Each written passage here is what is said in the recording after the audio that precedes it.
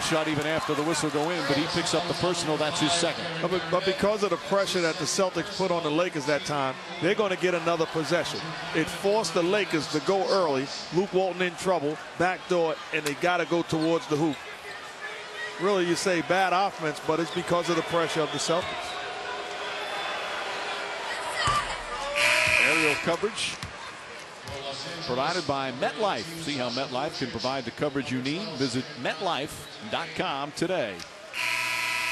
On a beautiful night in Boston, Celtic fans were fired up, but Paul Pierce and the Celtics struggling shooting the ball, just 41%. They're 2 of 10 from downtown. Pierce is 1 of 7. Ray Allen, who had the 27 points in the first half of game 2, he's scoreless, 0 for 5. And it's an 11-point game right now. Phil Jackson going small because he looks on the floor, and Doc Rivers has gone small other than Kevin Garnett to try to get a quick possession and a quality look on the offensive end. And he matches up Lamar Odom on Paul Pierce. Vujicic is on Ray Allen. Shot clock turned off. Celtics look to hold it for the final shot of the half. Crowd getting on its feet. Pierce steps back, puts it up. And fittingly for the Celtics, that's the way the first half ends. Trouble shooting the basketball as Pierce just 1 of 8 from the floor. And the Lakers, after that tough home loss in game 2, have a 12-point lead. Celtics would have been in big trouble if not for Kevin Garnett coming alive offensively for the first time in this series. 7 of 9 from the field, 15 points, 5 rebounds. But the star of the first half was Kobe Bryant, 16 points. He's with Doris. Yeah, and there are times, Mike Kobe, there are times where you take a somewhat more passive approach. Tonight, it's not just your scoring putting pressure on Boston, it's your leadership and the other things you're doing. Why are you so actively involved with everything going on? Well, I mean, that's my job. It's my responsibility. You know, some games I do a better job than others, and, you know, it's working well so far. Last game, you guys were held under 100 points for the first time, and I think it was 11 games. Your offense obviously clicking. What's the execution working? Well, I mean, we're doing a good job offensively. I think defensively we're doing a much better job. You know, we settled down after the first, I don't know, whatever, 4 or 5 minutes, and, you know, we just had to get back in transition. Kobe, thanks. Mike. All right, Doris. Lakers shoot 48% from the field in that first half, led by as many as 17. The T-Mobile halftime report is coming up with Stewart, Magic, John, and Michael. They've analyzed the first half and then an interesting conversation between Magic Johnson and Rajon Rondo. Lakers lost home court in game 2 with that loss at the Staples Center, but they bounced back here in the first half of game 3. 2 quarters complete in Boston. Lakers 52 and the Celtics 40.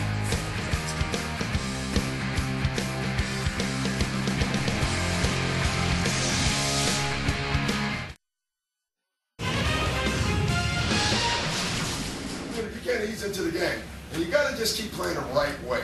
All right, the right way, all of y'all. Just play smart in the right way.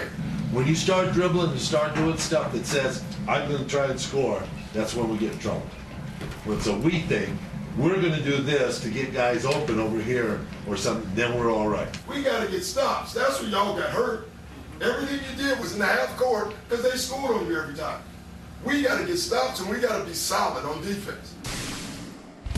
The halftime adjustments of game 3 from the TD Garden in Boston. These NBA Finals tied at 1 apiece. But the Lakers, a much sharper team. Here to start game 3. Verizon Wireless Game Track. Excellent shooting from the Lakers. Both teams shooting poorly from the free throw line, but a big difference, from the free throw line. But both poor from three-point land. As the Lakers with the most important number, a 12-point advantage as we get set to start for the third quarter. And the Lakers disappointed, angry after their game 2 loss, but they have bounced back in a hurry in this quick turnaround.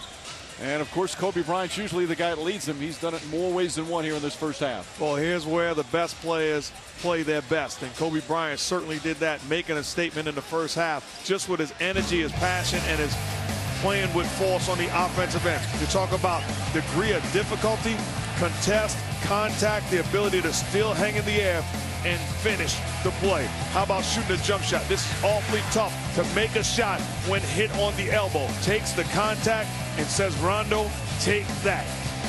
Bryant getting into the seams, the Beyonce move. to the left, to the left. The ability to shoot over contested hands, put on a clinic at times in that first half. Bryant making a statement and putting his team on his back. Do you have any Beyonce references? No. But for the Celtics, a key to the game, too, was the pace, the tempo. That's not been the case so far in game 3.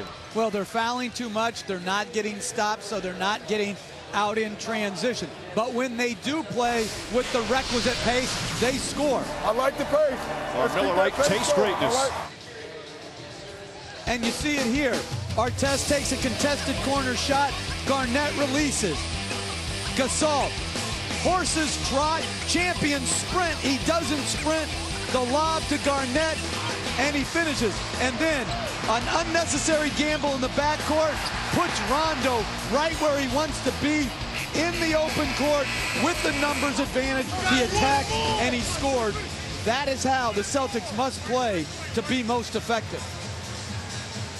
Let's send it over to Doris Burke. Well, Doc Rivers most concerned about the defense, obviously giving up 47%. He felt like the fouls they got early disrupted their defensive rhythm. Very disappointed in what the bench gave him. He said, we can't come in and pace ourselves. We've got to go play. He was thrilled with the kind of shots Paul Pierce got in that first half. He said, guys, if he gets in the second half, he'll make it. Felt like Ray Allen was pressing a bit. We'll see how both guys react here in the second half, Mike. All right, Doris, you see the bench comparison. Benches are always so important in these games. Remember in 2008 in the finals, you had Leon Poe coming up with a 21-point game, helping out the Celtics win a game. You had Sasha Vujacic scoring 20 in another game to help the Lakers. Every once in a while, a bench player emerges as a big game. Lamar Odom was strong for the Lakers in that first half after 2 very subpar games.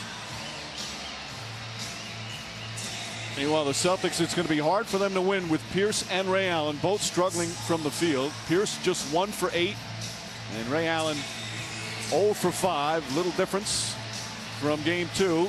Give the Lakers a lot of credit for that.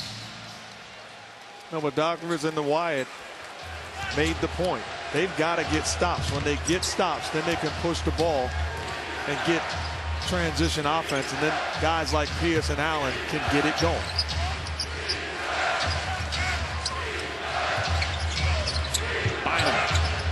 Brian Allen in pursuit. Brian rises up, way off the mark. Here comes Rondo. Rondo in that first half had 9 early points. But he had some foul problems, picked up a couple of quick fouls. The only player with 3 fouls is Pierce. A host of players have 2. Garnett was key for Boston. Allen steps back and remains scoreless. Same mistake by Kobe Bryant to start the third quarter in game 2, resulted in a wide open, but made 3. Ray Allen, same mistake by Bryant, leads to a wide open 3. He misses.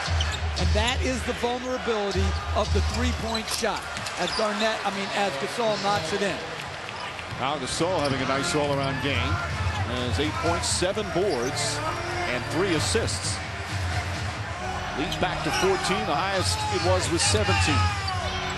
Garnett continues his hot shooting night. 8 for 10 from the field. Body just looks so much different. A lot livelier tonight, making high percentage moves, aggressive. And ironically, comes after the quick turnaround. He had some rest before games 1 and 2, and it was not effective. The quick turnaround, and he's sharp tonight. Artest line drive. Bynum with a rebound. Rebounding numbers +7 for the Lakers.